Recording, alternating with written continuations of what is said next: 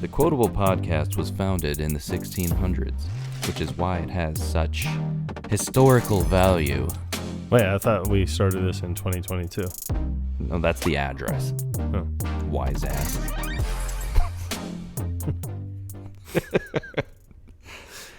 There's been quite a few episodes where we've talked about doing it for the longest time, and then just, we just keep on living our lives, and it never happens. Yeah, in all honesty, and I mean,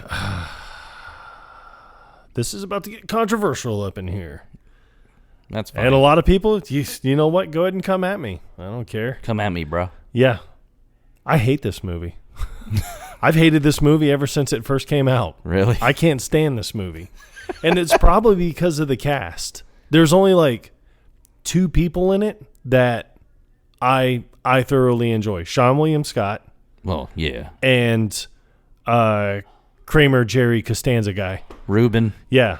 Those are the only 2 that I like. I'm not a big fan of Brecken Meyer, and I know you're listening, bud, and I'm sorry, but you've really done nothing to impress me that much. DJ Qualls, I think his biggest thing that he has going right now is he's on Instagram or something. I don't know. Is he? I don't even know. Yeah, I think he just started a podcast as well, and he talks about movies. So I was like, yeah, way to steal our plot line. This is our competition. Yeah. And then Tom Green. Yeah, Tom Green. I can't stand Tom Green. I'm so glad that he's living in rural Canada. So, well, you're not exactly selling the movie for those of you who have not watched it yet, but I mean, this came out in 2000. And what I've noticed is when we watch these movies that came out a while ago, it still feels like it's on the cusp of technological advancement, but there's things about these movies that seem to not make sense, and maybe I'm just misremembering when, like, cell phones, for instance, became popular. Because this was like, what, 2000? 2000, yeah. It came out in 2000, and everybody's using landlines in this movie. Which, I mean, that was nice to look back on and be like, oh, man. Like, even the roommate, the bitch. Yeah. That green phone. I think my sister had something like that. Oh, yeah, that cordless phone. The cordless phone. Yeah. But I think my sister had something like that. But, yeah, no, I mean, he actually called her from a payphone. Yeah, payphones and landlines and everything. It's like, I got my first cell phone, I think, in 99. And I think mine was like 97, 98. And when I got my cell phone, everybody was like, why? Like, why do you need a cell phone? Like, it's obviously he's a drug dealer. Well, I didn't want a pager for that reason. So, because I moved a lot and I didn't feel comfortable having everybody contact me on, my roommate's phone. So I wanted a way for people to be able to contact me directly. And so I think that was my main justification for getting a cell phone. But yeah. I mean, there are funny parts to this movie. There are quite a few funny scenes, and the one only in particular. one that really makes it funny is Sean William Scott.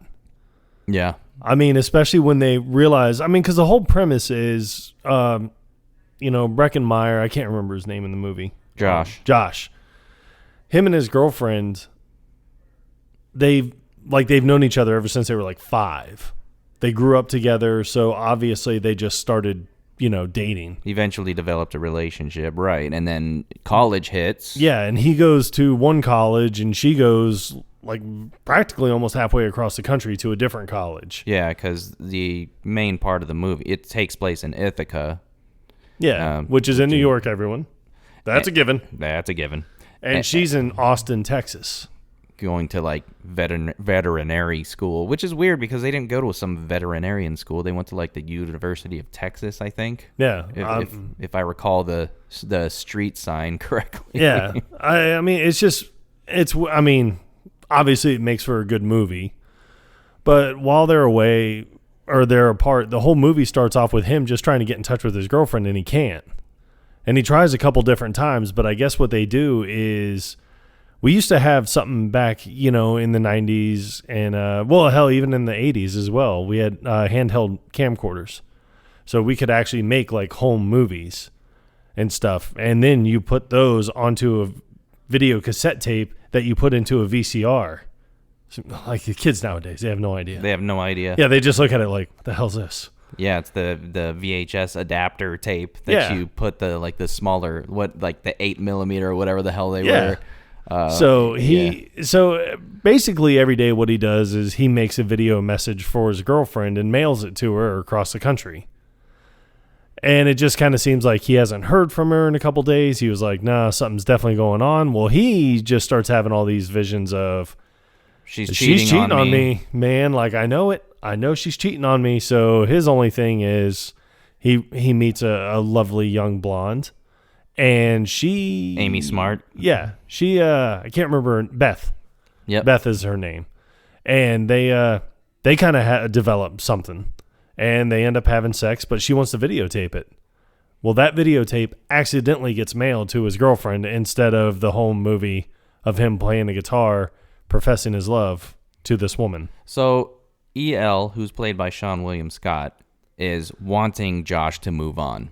You know, he sees what's going on. He sees that Josh has made many attempts to get in touch with Tiffany, his girlfriend. Yeah, and she's just not reciprocating. She's not available. She doesn't call him back. And so Josh is just thinking worst case scenario. But it's like, why? You're in college. Why are you trying to make this long distance relationship work? Just because you've known each other a long time? You're pissing your life away. You're really just depriving yourself of the true college experience, which, you know, I never had the true college experience, but you can't really have that in 2 semesters that I went to school. Hey, I only went for 3 weeks, but all of my true college experiences came from going to stuff with my cousin who actually went to college and graduated. Yeah.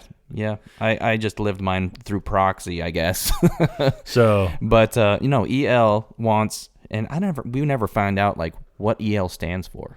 Yeah, no, I don't think. I don't think anybody ever called him by his first name. But then again, this is actually one of those very rare movies where you have, this one guy who makes a mistake by making a sex tape with someone else other than his girlfriend. Then he has to go and try to rectify that mistake.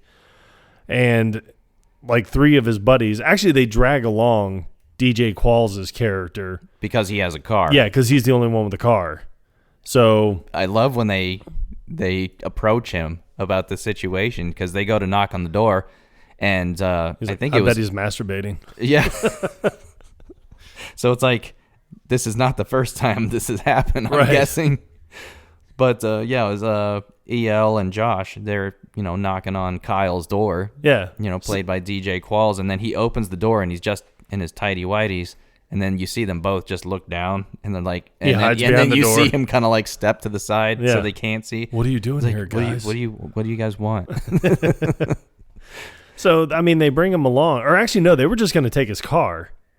And then they were like, no, he was like, no, you just want to be friends because I have a car. And they're like, no, what do you say? We've always liked you. So they're just like, yeah, why don't you just come with us? Come on. It'll be fun. We'll have fun. Right. So but the whole reason why this tape even exists and was made was because the night before they left on this road trip, EL has a party. And, a lot of people from the college showed up. And he does the bidding on single females. You're right, woman's accompaniment. Accompaniment. They're not paying for the woman; they're paying for her company. Exactly. So let me stress this. Yeah. God and forbid. It's probably going to offend a lot of people out there, but fuck it. We don't care. We're not the podcast for you, apparently. But. They bid on the first woman, and they start out at $5, which seems extremely demeaning, in my opinion. Yeah, but I can tell you, man, back then, dude, I could make $5 go a long way. Yeah, inflation wasn't nearly what it is right now. Yeah, now I sit there and look at it, and I'm like, damn, I was like, that's $5. I ain't gonna be able to buy nothing. Yeah, shit barely pays for a gallon of gas. I know. Tell you that much.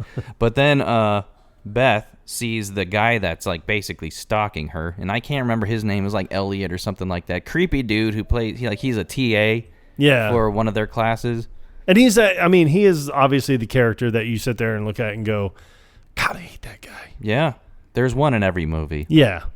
But this is one of the very rare movies where these 4 guys are able to take this road trip go halfway across the country to intercept this videotape before his girlfriend's able to see it, and not one of them argues over anything.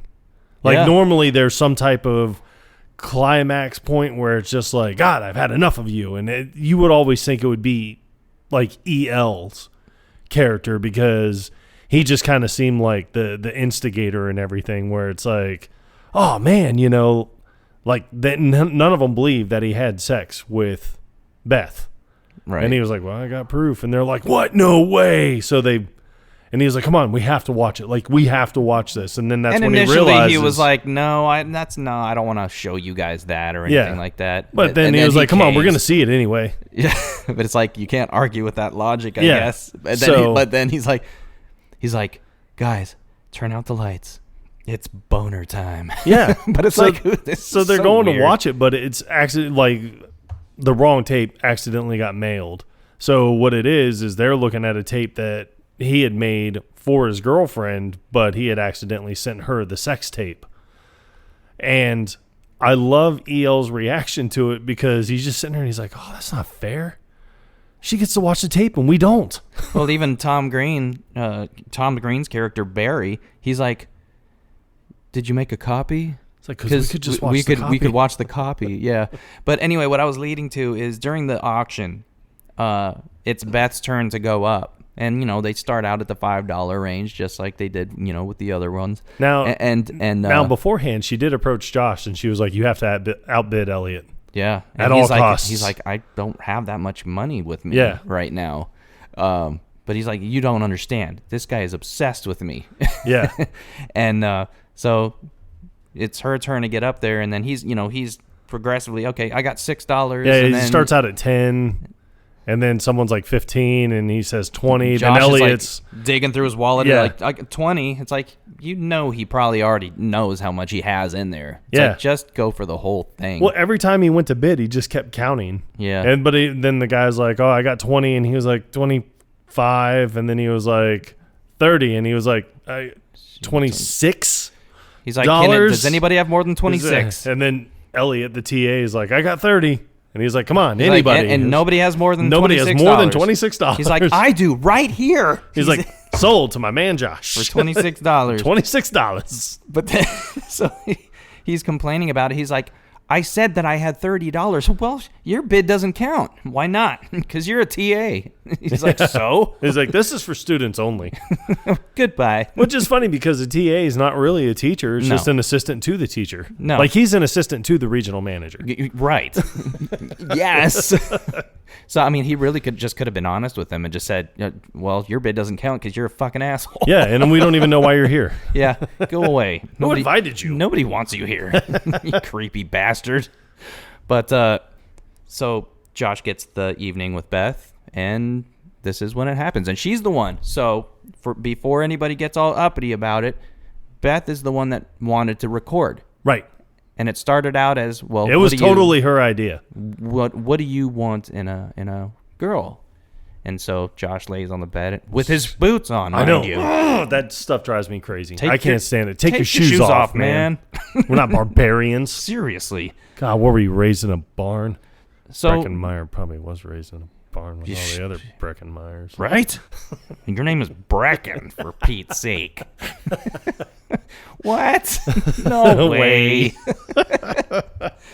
So he's like, oh, she should be smart, funny. All the generic stuff that guys should say, and then Beth starts taking naked off her pants, and he was like, and that's good too. That's good. Mm-hmm. It's good. It's good. Totally lost my train of thought. And then what else? Well, she should be attractive and yes, topless. Yeah. It's like, and you're topless. Yep. And then she should keep kissing me though. She needs to not stop kissing me. So when they realize this, I mean, they have to do the road trip. And I mean, it's like anywhere else. I mean, shenanigans ensue, but the only thing that I could say, this is a Todd Phillips movie, so it is obviously one of his earlier movies. Yeah, and you see him. He likes to make cameos in his movies, and you get to see him on the bus when Beth is trying to find Josh after she finds out that he's going to see his girlfriend. Yeah, and Barry, Tom Green's character, the entire time he's obsessed with feeding Ruben's snake Mitch. Yeah. Which who names a snake Mitch? Who has a snake? I mean, ugh. Filthy motherfuckers. So right before they leave on the road trip, Barry's like, "Can I feed Mitch?" And he's like, "Yeah, well, you can, but not till tomorrow." It's like, okay. Yeah, no, his obsession with this, like feeding this snake, even at the beginning when he's talking about it, he was like, "Oh no," he's like, "I only feed him once a week, and that's on Saturdays." And he was like, "Well, how about we just take one of the mice and cut it in half and give him half now, and then half on Saturday." And I'm just like, "What the fuck is wrong with you, dude?" Total psychopath, man. Yeah, total psychopath. But then even later, because she comes to him and he's like holding the mouse and he's like, "It's gonna be you. You're the chosen one." It's and then she comes in and he's like, "Who are you?" She's like, "Oh, I'm Beth." And he's like, "Oh, are you here for the feeding?" Because it's not till tomorrow. You're early. She's like, "Have you seen Josh?" And he's like, "Yeah." "Oh, yeah. He went to Boston, or he's like, he went to Austin, Massachusetts. She's like, "Do you mean Boston?" He was like, "Yeah, that's what I said." Boston, Massachusetts. He went to the University of Boston, yeah. Massachusetts. He says it like way too many times. Yeah. But then so she goes to Boston, to the University of Boston, and finds a Tiffany Henderson. Just so happens to be, another Tiffany Henderson. Yeah, so she's like, "Yeah, I got something to tell you about your boyfriend. This is He's cheating on you." An odd exchange. Yeah. Did you notice this? Because oh no, the whole thing is very weird. Because this other Tiffany, the wrong Tiffany, that's actually how she's credited in the movie. Awesome. That's awesome. Beth is just looking around in this like lobby, like this common room, and this other Tiffany walks in and she sees Beth and she's like, "Do I know you?" It's like, well, how would you even think that? Because you're only seeing her from the back. You know what I mean? Right. So it was just an odd way to approach the situation. Yeah. And then she seems extremely confrontational the whole time. Like, yeah, well, I mean, you have a young, attractive girl showing up that you don't know. And then even when she says, "Oh, well, do I know you?" And she's like, "No, you don't. But your boyfriend does." But your boyfriend does. It's Can like, I think we should like sit down and talk. And she's like, "Okay." Yeah. So it's like the whole time she's just being like, glasses half empty, I guess. Yeah, and I think that I always got the feeling that she knew what she was going to say, but just didn't want to hear it. That's possible. So I can definitely see but that. She's out in the parking lot after she tells her and just starts wailing on this dude's car. And then the guy comes up and he's like, "What the hell?" So she starts wailing on him. And Beth is standing there and she's like, "Who is that?" And she's like, "That's her boyfriend. He's been cheating on her." It's like, oh. Yeah, and I can't fade believe into the background. Oh, that's her boyfriend? That's not my Josh. Yeah, and then you saw you made the reference of the Homer Simpson meme where it's just him slowly going back into the hedge, yeah. Yeah, to disappear, because that's exactly what she did. Yeah, she just backed away into the crowd of people and then leaves. Yeah, so when she gets back, she confronts Barry again, and she was like, "You lied to me." And he was like, "What?" And he's like, "No, I didn't." And she's like, "You said he was going to Boston." He said, "I said Austin."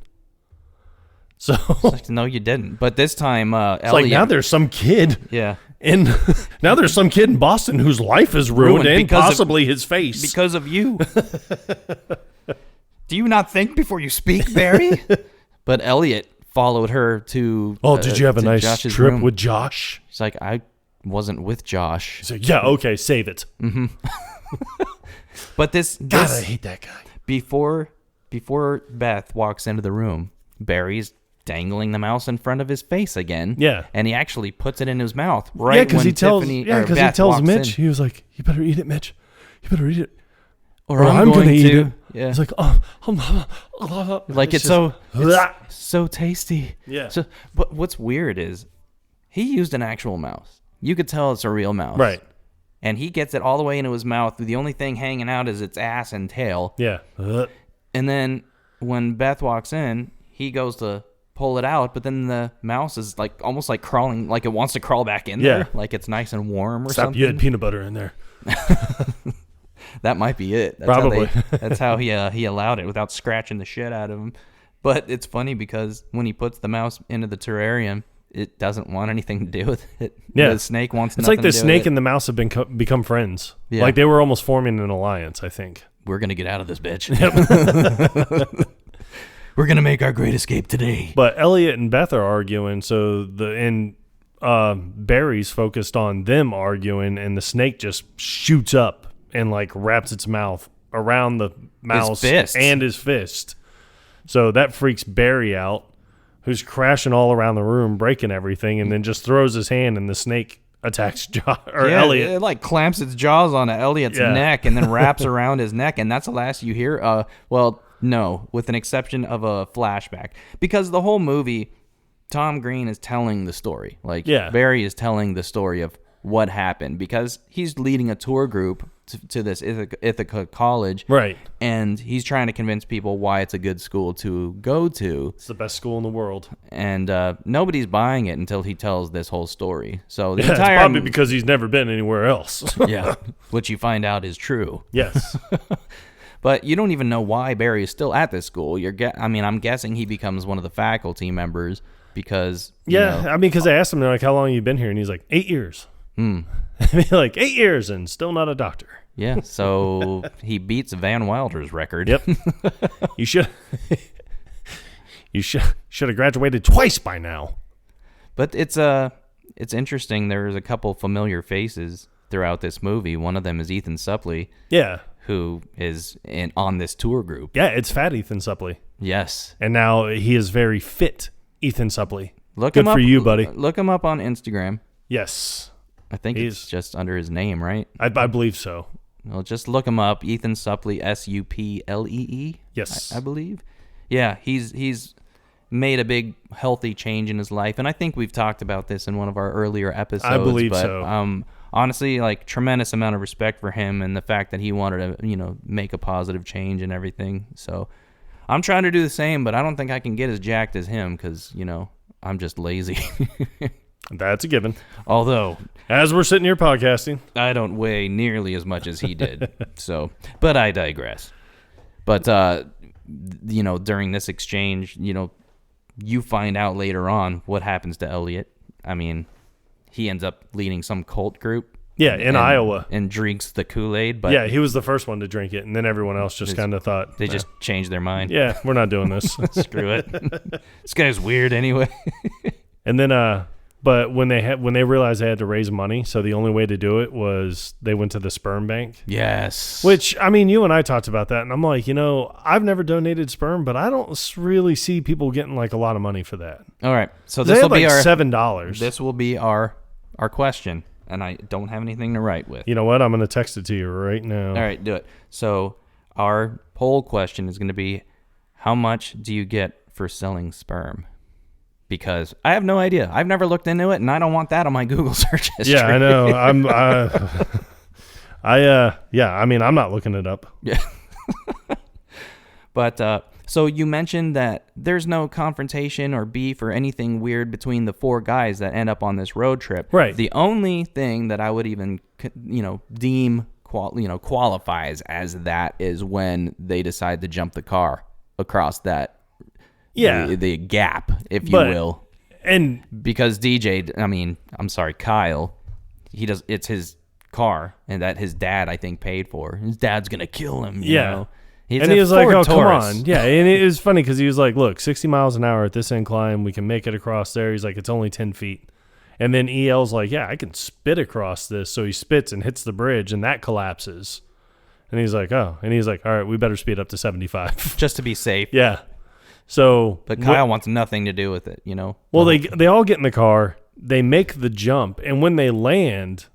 Like the entire car. I mean, like the front end busts in and comes off. The bumper comes off. And then they stop and then the wheels all fall off. And he was sitting there like, oh, wow. Like, ooh. And he was like, hey, look, I only calculated for the jump. I didn't calculate for the landing. or the wheels staying on. Yeah. He's like, but, we can get new wheels or whatever. That's, it just sets us back half a day or whatever. Yeah, and he was like, and the rest of this is just cosmetic. It's easy. And then it blows up. Yeah. So... But what's funny is... what they say about Fords. Yeah. After the car explodes, Ruben, it's like he just becomes just deep in thought. Yeah. Like he's not himself. He can't focus because he's just, thinking about his own mortality, basically. Right. He's like, I'm too young to die. I feel like there's something I need to contribute to this world. The world's going to need me someday. Exactly. He just doesn't know exactly how. I do like when they end up at Barry's grandparents, like the second night they're on the road or whatever. I don't know what night it is. I don't even know how many days they're on the road. I think 3. Something like that. Because I believe that they left like Thursday or they left Friday. So they drove Friday, Saturday, and then got to her school on Sunday and then had to drive back. Yeah, because occasionally it'll pop up on the screen. It's like Friday at 2:08 p.m. or something like that. Right. So it tries to give you an idea how long they've been on the road and everything like that.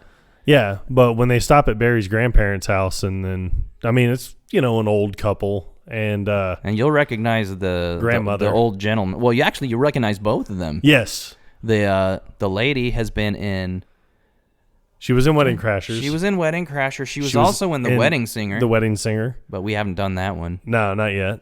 But anyway, but when he's watching that old, he's watching MTV Grind. Yeah, that old dance show. Yeah, and he gets up and she was like, "Oh, Ed, your boner," and he's like, "What do you want me to do? Cut it off?" He knocks over this like porcelain statue that's sitting on this little table.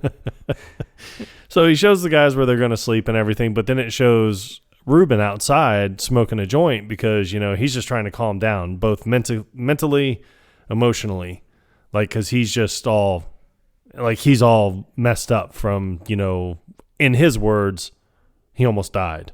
Yeah. And it's like, okay, you didn't even come close to dying. So I think, and this is where they find out that Barry's last name is Manilow. Yeah. Which, it's like his name is Barry Manilow. You guys are friends and you don't know each other's last names? That's kind of weird. It makes no sense. But the old man, I think his name is Jack, he comes outside and he's like, "Oh, having a smoke, are you?" And it's like, and Ruben's trying to be discreet about it because he thinks that this is like a good, like, Christian family that would shun this kind of behavior. You're going to pass that doobie? You're going to pass that doobie or what? Waiting for my balls to grow hair. Okay. Here. Okay. But then when he blows it in the dog's face, like, because the old man just, like, inhales and he's like, yeah. And then takes another hit. Then and Ruben's going on this whole tangent about, like, why he suffers from anxiety. And Jackie mentions, he's like, the problem with you is, like, you're all brains and no cock and balls or whatever. And he's like, people have been telling me that my whole life. And then he says something about when he was in 6th grade, he was obsessed about, the war in Iraq or something, and he got put on an adult dose of Xanax, and then, like, 3 years later, he was in like therapy. Yeah, he's like, I was in therapy full time. It's like, God dang darn, man. But then he, like, looks over at Jack, and Jack is just, like, staring intently at the dog. Yeah, he's like, "Are you okay?" And then you hear the dog. What does he say? "I got the munchies real bad." He's like, "I don't know about you, Jack, but I got the fucking munchies real bad." So the next morning, all the boys get up and they leave, and Jack's out in front and saying goodbye to him, and he turns around and the dog's staring at him still, and the dog's like, "Hey, Jack, why don't you go in there and tell that bitch to make some fucking blueberry pancakes, like, right now?"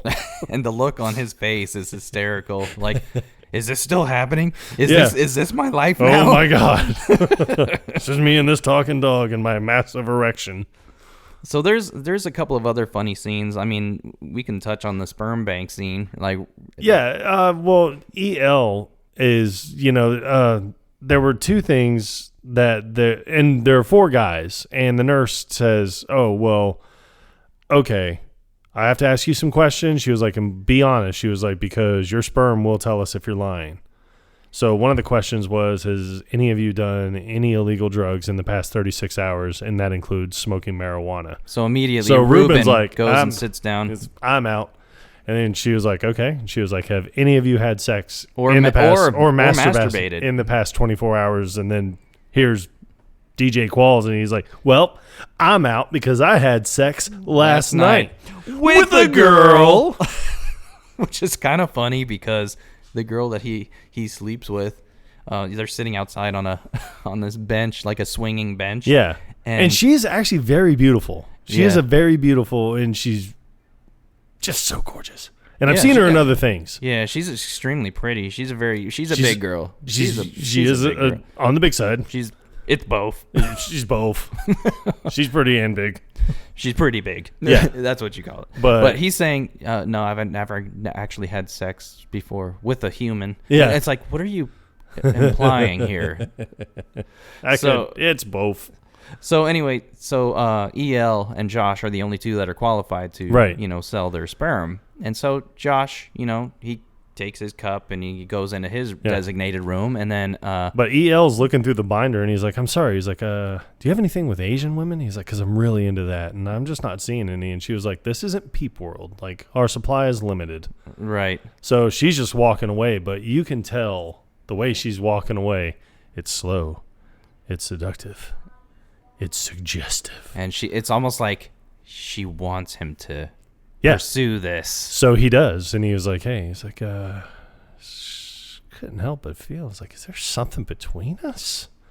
It's like, because I've been kind of feeling it since I walked in here. He's like, would you maybe come back and give me a hand? And she was like, So do you you need some help? Is there Yeah. some help? And he was like, oh, yes, I do.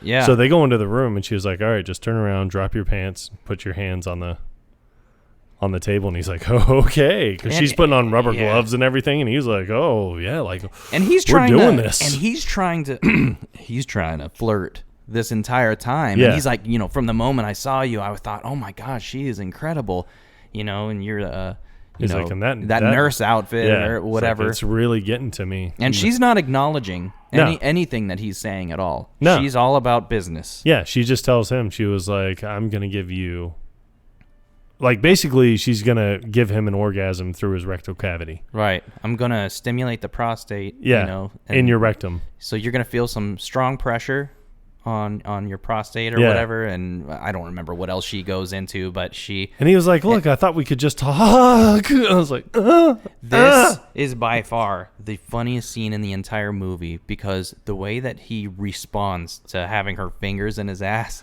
is hysterical, because he's like, But I love it because he immediately sits there and he's like, no, stop. Keep going. No, keep doing that. he's making these bird sounds. But everybody in the clinic, I mean, hell, even across the hall, Josh Josh hears is him. sitting there trying to be like, all right, and he's like, what is that? Like, what is going on out there? Yeah. So that's easily one of the funniest scenes. But at the very end, like after she walks out, you just see him look up and he's like, that was awesome. But then at the very end, when Barry's finishing up with the tour and he's talking about Josh, and Where he's is like, everybody Josh now? and Beth are doing great. He's like, they have about 70 hours of unedited footage that they do. So it just seems like they kind of go to public places. Like, it shows them recording themselves in a library, making out. So you're just kind of like, oh, so they just do this kind of stuff now. Before OnlyFans. Yeah. And then you find out Ruben is like High Times Man of the Year. Because he developed a very potent strain of marijuana that is also undetectable by most standard drug tests. You better believe it. And then you have Kyle, who got into an argument with his dad and everything, but they were able to reconcile, and he brought his lady, girlfriend, Rhonda. Rhonda.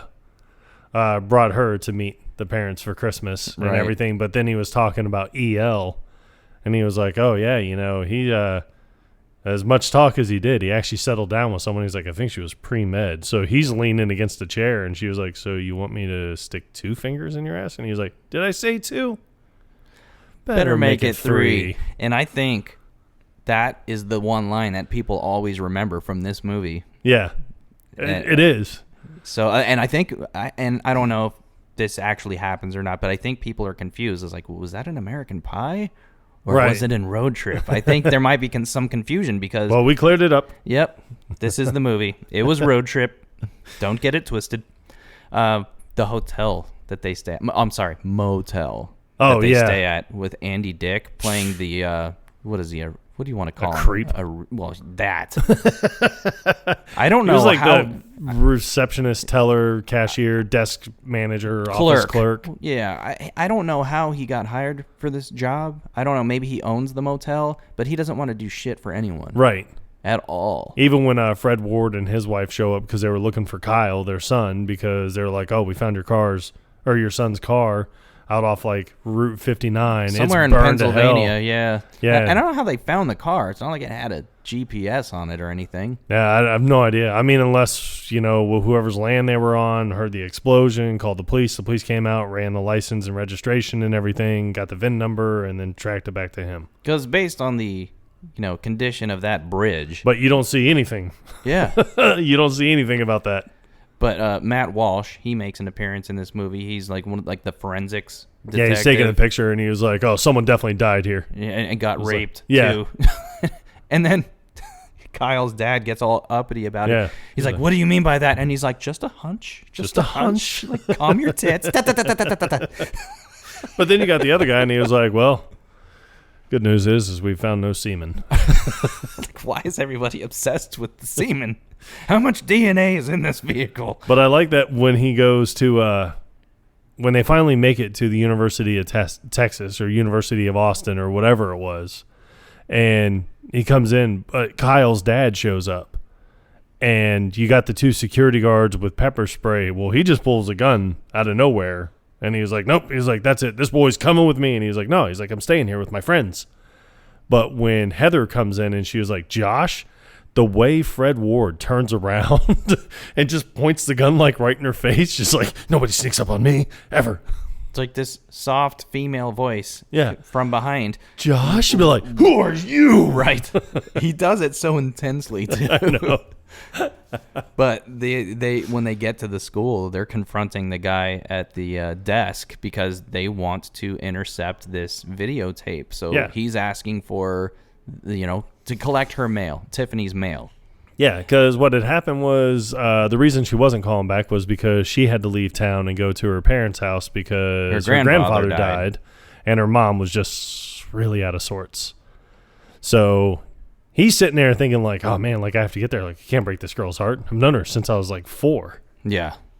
Yeah, and but this guy's all about, do you have the key? But the mail's in cubby holes. What the fuck do you need a key for? You don't need a key? I'm like, come on, just go over.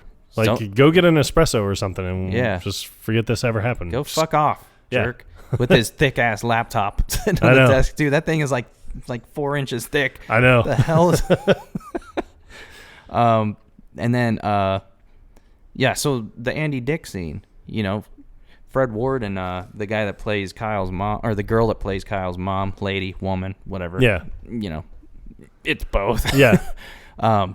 He gets to the counter and Andy Dick's not acknowledging them. Yeah, so he rings the bell and then Andy Dick just grabs the bell and puts it underneath the counter, still not acknowledging them. No.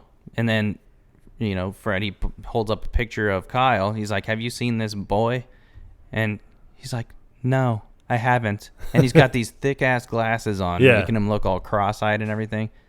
And then, so he just turns on his chair and he's reading this magazine. Yeah. And so, Dad's getting pissed. Yep. So he grabs him and slams him down and has him in like an armbar. And he's like, maybe you want to look at the picture again. He was like, yeah, he was yours. There were 4 of them. He's like, yeah, actually, there were a few guys staying here the other night. Yeah. And he's one of them tried to score drugs. Right. He's like, I have their invoice or whatever. Yeah, and he was like, hand it to me. He's like, well, I need my other arm to do that. And he's like, no, use your free arm. But it's just kind of like that look on his face, like, why didn't I think of that? Yeah. Oh, I forgot I had a free arm. Yeah. So they find out that a couple calls were made to Austin. And so the mom's like, maybe you went there. But I don't know how did they find out where the number was to? Who knows? Cross-pollination. Yeah. Something. They didn't have Yelp or anything back then. Not that they didn't I'm aware have the Googles. No, none of it. But the scene with the blind lady.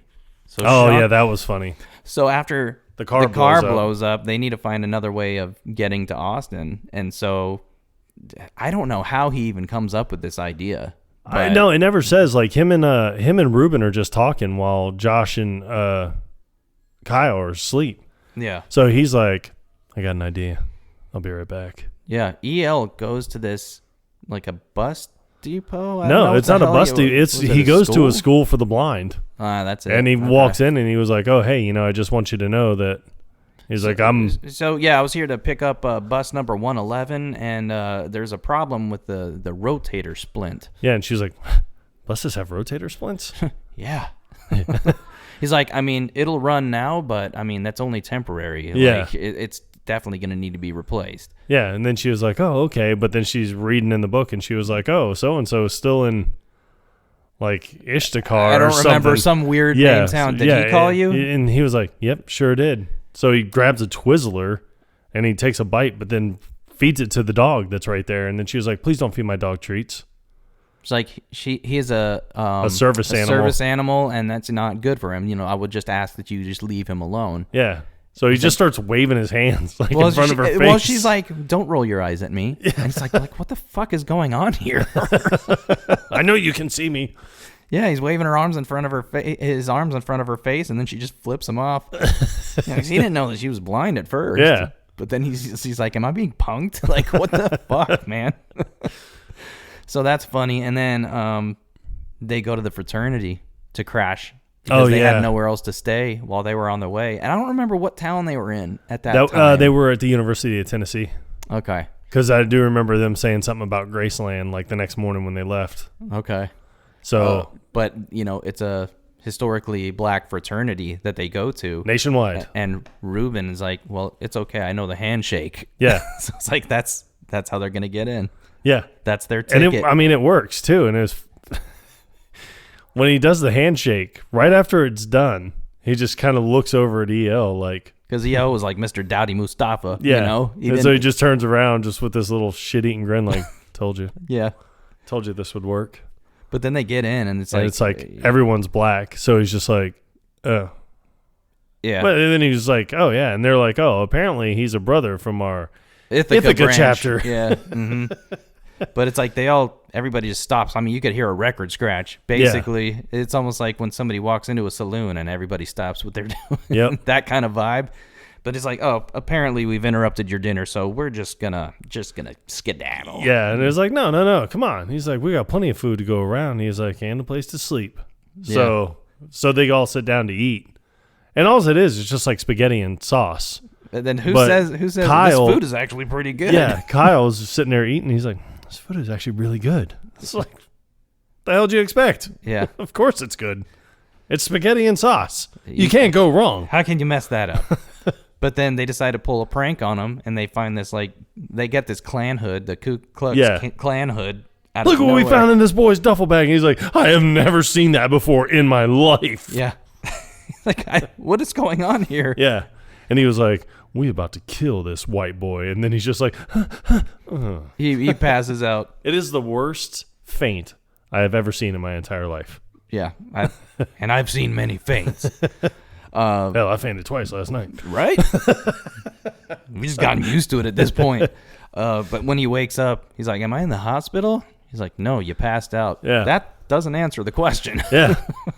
I like it when he gets up, though, and he's just like, oh, no. He's like, yeah, no, they were just joking with us. And he was like, oh. And then he stands up and does something, and he was like, man, we were just joking with you. And he was like, oh. Yeah, put a hood in my duffel bag. He's like, racist. But they have a good time in this frat house. You know, they end up having a party, and this is how he meets Rhonda. Yeah. You know, and then he ends up sleeping with her that night. And when they're in the bed, too, and she was like, I take it you don't have a condom. And he was like, fresh out. He's and like, she's like, right. Oh, we'll just check Timmy's drawer or something like that. Yeah, and she was like, next to the Old Spice behind the belts. And he just pulls one out, and he's like, wow, that was a good guess. Yeah, guess. Wink. Right. Right. But in that bus the next day, like, I mean, you see he's just all happy. He's walking on cloud 9, the following day. When he walks out of the fraternity the next day to get back on the bus, like, he has a new confidence about him. Like, all right, bam, like, here I am, bitches. This is what had him all backed up, man. Yeah. Like, this is why he had no confidence, but now he's got it. He's got his hat on backwards. Yep. Smoking a cigarette. walking with some swag and all this stuff. But while they're in the bus, he pulls out her giant cheetah panties. Yeah, the leopard print. And then that's when EL's like, oh, God. He's like, did you kill a cheetah? And he's like, no, it's her underwear. I boinked Gave her. it to me. He's like, I boinked her. After we boinked. It was like, did you just say boink? Yeah. Nobody talks like this, Kyle. Jesus. I do like the scene where, another dialogue on the bus. Kyle has to go to the bathroom. He's like, do you mind if we stop again? I really need to use the bathroom. And EL's like, well, I don't have to go yet. So, we'll stop in another, couple hours or whatever. He's like, okay. Yeah, and he's like, oh, for fuck's sakes. He's like, of course we can stop. He's like, I'm just messing with you, he's man. like, man, you got to be assertive. You got to have more confidence, man. Yeah. What's with you? He's like, I don't know. I guess it's, because my dad's really strict, whatever. He's like, yeah, you just got to stand up for yourself more often. Yeah, and then, which he finally ends up doing. Yeah, and then, but after that, he's like, no, I really do need to go to the bathroom. Yeah, it's like, all right, we're making a pit stop. And then Josh is Kyle's like, again? Gotta pee. That's really all I can think of, to be honest with you. I mean, there's a lot of funny scenes, but it's not the greatest movie, but it is very early 2000s vibe. Yeah, and it's just one of those movies that came out around that time. It was very a lot of college aged movies, right? And I guess like the Van Wilders, the other National Lampoonses that were coming out. The subgenre teenage sex comedy, I guess, if you want to call it that. But I mean, it's just one of those movies. Stands out in my mind. But that's it. That's all I got to say about it. Yeah, I mean, I got nothing else. I think we touched on all the key points. Oh, there was a lot of touching. A lot of fingering, too. But, I mean, overall, not bad for a movie that you hate. I feel like you did a pretty good job talking about it. Why, thank you. Yes, I mean, I try to be professional. Yes, try. On occasion. On occasion. All right, well, that's Road Trip, everybody. If you haven't seen it, check it out. You may like it, you may not, but whatever. It's your life. You do what you want. Yep. But with that being said, Quotable Podcast. Out. Did I say 2 fingers? Better make it 3.